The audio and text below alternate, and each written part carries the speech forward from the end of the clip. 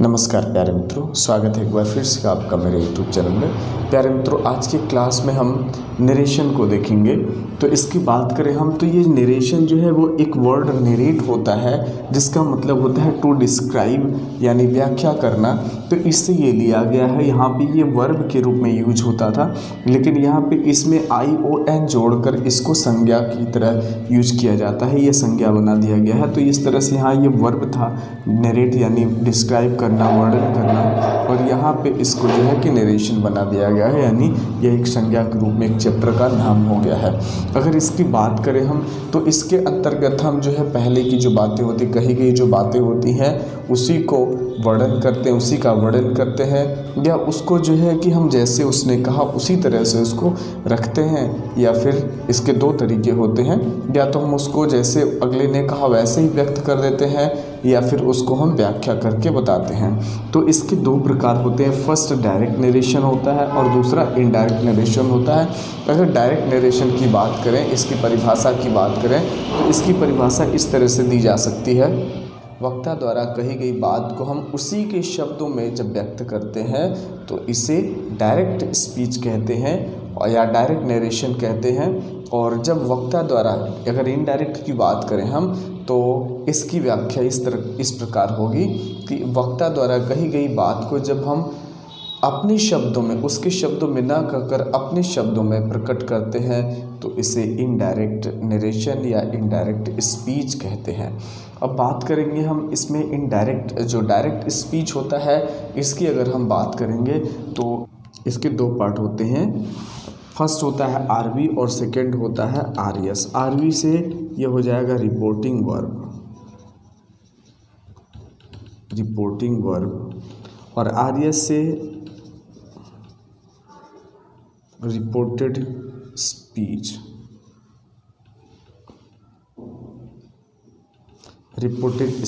अगर हम इसकी बात करें तो इसकी व्याख्या दो प्रकार से दी जा सकती है, यानी वर्ब जो आरएस को, रिपोर्टेड स्पीच को इंट्रोड्यूस करती है उसको हम आरवी बोलते हैं यानी रिपोर्टिंग वर्ब बोलते हैं। और अगर इसकी व्याख्या दूसरी तरह से अगर हम दें तो ये हो जाएगा कॉमा, इन्वर्टेड कॉमा के बाहर वाला भाग रिपोर्टिंग वर्ब कहलाता है और कॉमा, इन्वर्टेड कॉमा के अंदर वाला भाग रिपोर्टेड स्पीच कहलाता है।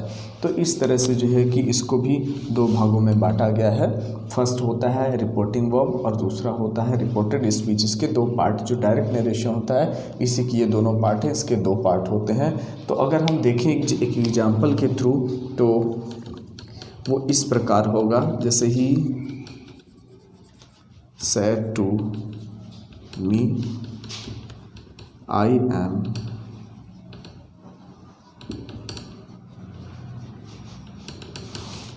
अगर इस एग्जाम्पल की बात करें हम तो ये इस प्रकार होगा, he said to me I am going to school. अगर इसको हम चेंज करें तो इसकी अगर बात करें हम तो ये फर्स्ट पार्ट हमारा जो है ये आरवी हो जाएगा। क्योंकि ये आरएस को इंट्रोड्यूस कर रहा है, और ये सेकेंड पार्ट जो है ये आरएस हो जाएगा। तो इस तरह से इसकी व्याख्या हम दे सकते हैं, इसकी व्याख्या हम कर सकते हैं। इस तरह से ही हमारा फर्स्ट सेंटेंस हो गया। तो पहले मैं आपको इसको चेंज करने के नियम बता दूं किस तरह से कैसे चेंज होता है। पहले एक दो हम समझ लेते हैं, उसके बाद बाकी की बात करेंगे। तो ही सेड टू, यहाँ एग्जाम्पल है, he said to me I am going to school. ये इस तरह से सेंटेंस हमारे सामने दिया हुआ, ये डायरेक्ट सेंटेंस है। अब इसको हम इनडायरेक्ट में चेंज करेंगे। तो ही सेड, ये सेड टू है जो इसको हम यहाँ टोल्ड में चेंज कर देते हैं। और इसके बाद ऑब्जेक्ट जो है उसको लिख देते हैं। ये कॉमा और इन्वर्टेड कॉमा इन दोनों को हटाकर हम यहाँ पे एक कंजक्शन दैट का प्रयोग कर देते हैं। इसके बाद में जो प्रोनाउन है इसको हम जो है कि सब्जेक्ट के अनुसार या रूल के अनुसार इसको चेंज कर लेंगे। तो ये हो जाएगा ही, और यहाँ पे पास्ट में है ये, तो ये भी पास्ट में हो जाएगा। तो he was going to school. इस तरह से जो है कि हमारा ये सेंटेंस चेंज हो जाएगा। तो ये डायरेक्ट रहा। और इनडायरेक्ट की बात करें तो he told me that he was going to school. इस तरह से जो है कि ये चेंज हो जाएगा। अब इसको चेंज करने की, यानी वर्ब जो है किस तरह से कैसे चेंज होगी, तो उसको मैं बता दूं। ये रूल फर्स्ट है, रूल टू चेंज फर्स्ट। यहाँ पे अगर ये वर्ब आरबी में अगर सेज टू आया हुआ है तो इसको हम टेल्स में चेंज कर देते हैं, से टू आया हुआ है तो टेल में चेंज करते हैं, और सैड टू आया हुआ है तो टोल में चेंज कर देते हैं। लेकिन इसके अलावा केवल से है, सेज है या सैड है तो उसको जैसे है वैसे ही रख देते हैं, उसको हम चेंज नहीं करते हैं। आइए रूल नंबर 2 देखते हैं। कॉमा, इन्वर्टेड कामा को हटाकर हम यहाँ पे एक कंजक्शन दैट का प्रयोग कर लेते हैं, यानी ये कॉमा इन्वर्टेड कामा को हटाएंगे और हटाने के बाद में हम यहाँ पे दैट का प्रयोग कर लेते हैं। ये सभी सेंटेंसेस में अलग अलग प्रकार के जो सेंटेंस है, जैसे अफर्मेटिव है तो यहाँ पे दैट लगाएंगे, इंट्रोगेटिव हो जाएगा तो वहाँ चेंज हो जाएगा, इम्परेटिव हो जाएगा तो उसमें हम यूज़ नहीं करते हैं, तो वो अलग अलग है, उसके लिए मैं फिर आगे बताऊँगा। तो फिलहाल यही, आइए देखते हैं हम इसको चेंज करके, या पहले इसके पहले वाले एग्जाम्पल में हमने देखा है। तो आइए देखते हैं इस पे एक सेंटेंस को चेंज करके, जैसे ऐसे। अब देखिए ये दिया हुआ है आरबी में, आरबी है ये हमारा, और आरबी में जो सेज टू आया हुआ है, तो जैसे रूल हमने बताया था सेज टू आया हुआ तो ये टेल्स में चेंज हो जाएगा, तो ये हो जाएगा ही टेल्स मी। अब यहाँ भी इस रूल के अनुसार यहाँ पे कॉमा इन्वर्टेड कॉमा हट जाएगा और यहाँ पे हम दैट का प्रयोग कर लेंगे, ही टेल्स मी दैट। अब ये प्रोनाउन चेंज करना चूँकि मैंने नहीं बताया है तो इसमें हो सकता है थोड़ी सी प्रॉब्लम हो, मैं इसको चेंज कर लेता हूँ, उसके बाद इसका रूल मैं फिर से बता दूँगा। तो ये हो जाएगा दैट यू, या इसको हम चेंज कर ही देते हैं, तो ये हो जाएगा आई एम राइटिंग एंड इससे, इस तरह से जो है कि हम इसको बड़े आराम से चेंज कर लेंगे। अब ये प्रोनाउन चेंज करने के रूल को भी देख लेते हैं। तो यहाँ पे मैं बता दूं कि अगर आर्यस का सब्जेक्ट फर्स्ट पर्सन है तो इसको हम आरबी के सब्जेक्ट के अनुसार चेंज करते हैं। अगर आर्यस का सब्जेक्ट सेकेंड पर्सन हो तो इसको हम आरबी के ऑब्जेक्ट के अनुसार चेंज करते हैं, और अगर थर्ड पर्सन हो यानी आर्यस का सब्जेक्ट अगर थर्ड पर्सन हो तो इसको हम चेंज नहीं करते हैं। यन से नो चेंज, यस से सब्जेक्ट के अनुसार, ओ से ऑब्जेक्ट के अनुसार, और यन से नो चेंज करेंगे। आइए देख लेते हैं एग्जाम्पल। फर्स्ट एग्जाम्पल की बात करेंगे हम यहाँ पे। तो me comma inverted comma I am going to market comma inverted comma, I am going to market, ये सेंटेंस दिया हुआ है। अब इसको रूल के अनुसार हम चेंज करेंगे तो ये हो जाएगा ही, ये सैड टू है तो इसको रूल के अनुसार जैसे कि हमने रूल में बताया है तो इसको हम टोल्ड में चेंज कर देंगे, और यहाँ पे मी ऑब्जेक्ट है तो मी ऑब्जेक्ट रख देंगे। कॉमा इन्वर्टेड कॉमा को हटाएंगे, यहाँ पे हम दैट का यूज कर लेंगे। अब ये देखिए हमारा जो आर्यस है, ये हमने बताया था ये पार्ट आर्यस होता है तो, और ये आरबी होता है। तो हमने बताया था कि अगर आर्यस का subject first person I we हो तो इसको हम जो है कि सब्जेक्ट के यहाँ दिया हुआ है कि अगर आर्यस का सब्जेक्ट फर्स्ट पर्सन हो तो इसको हम आरवी के सब्जेक्ट के अनुसार चेंज करते हैं। तो यहाँ इसको हम जो है कि इसके अनुसार चेंज करेंगे तो ये हो जाएगा ही, और इसके साथ जो है कि यहाँ पास्ट में यहाँ कंटिन्यूस टेंस है तो हम यहाँ पास्ट कंटिन्यूस टेंस यूज कर लेंगे। He was going to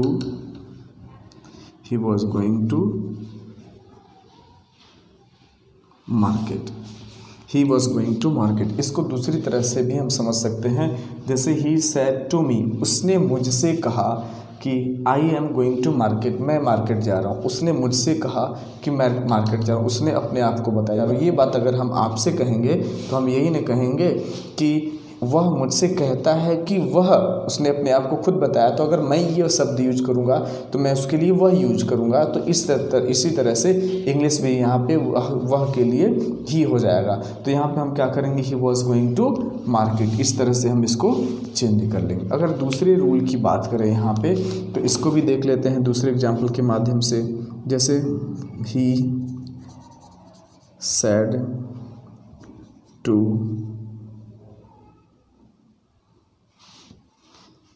he said to me, he change कर लेते हैं, ही सेड टू मी।